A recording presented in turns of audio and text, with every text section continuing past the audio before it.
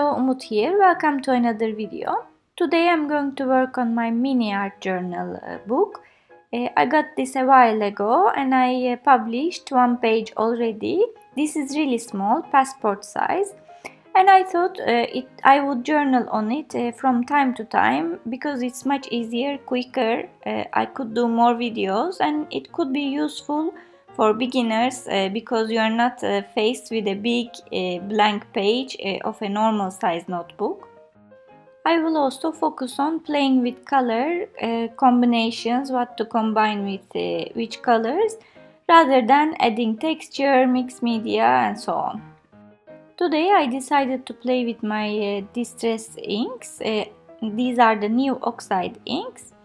I just put some on my craft mat, which is vintage photo color. I sprayed some water and I'm going to press my notebook on it to give some color. This is a normal notebook, it's not mixed media notebook. I'm quite okay if the pages are buckled, they get wrinkled. For me it adds another texture.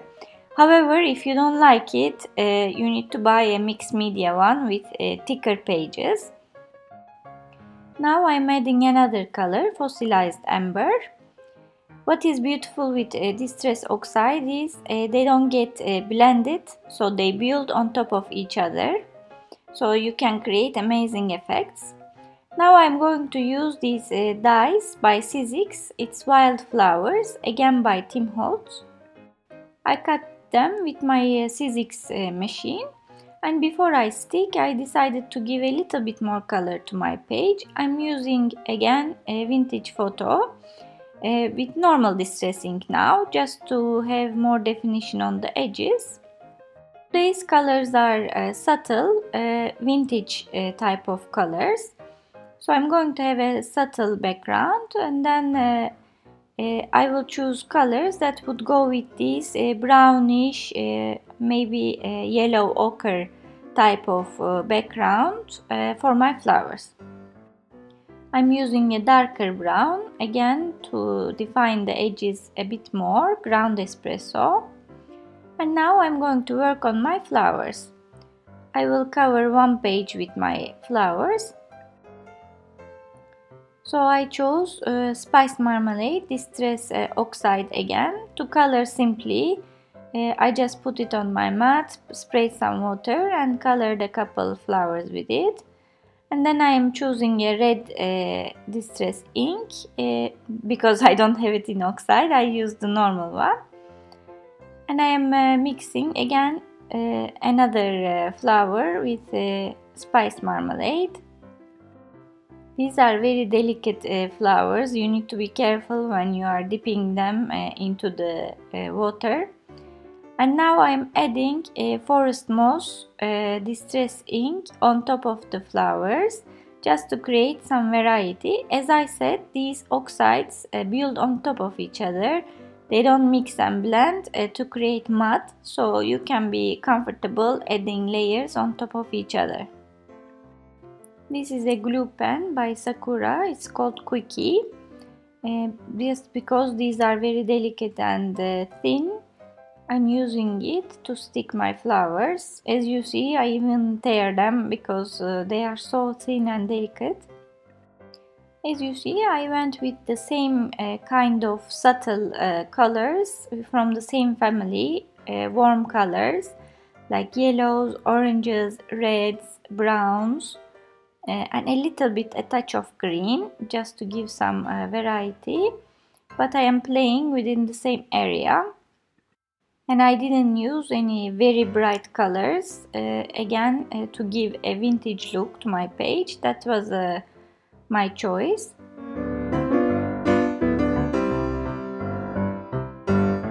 And I am going to use a script stamp with my vintage photo Distress Oxide, just to give more interest to the background now that I have my focal point stick. This is a sticker set by Kaisercraft, it's called Time Machine. And I'm going to use some stickers from here. I thought the colors go really nicely. It has browns and a little bit green. I will cut and place them on my notebook. They are self-adhesive stickers, so I don't need to use any other glue. While I stick my elements, I can also tell you will find list of supplies down below at the description area or in my blog. I will also put the close-up pictures in my blog or at the end of this video.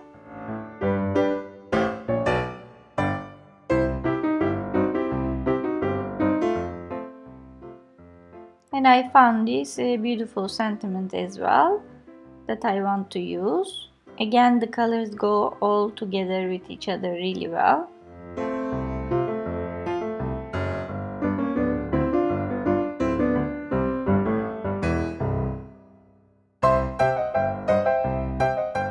And I will add another sentiment here and here.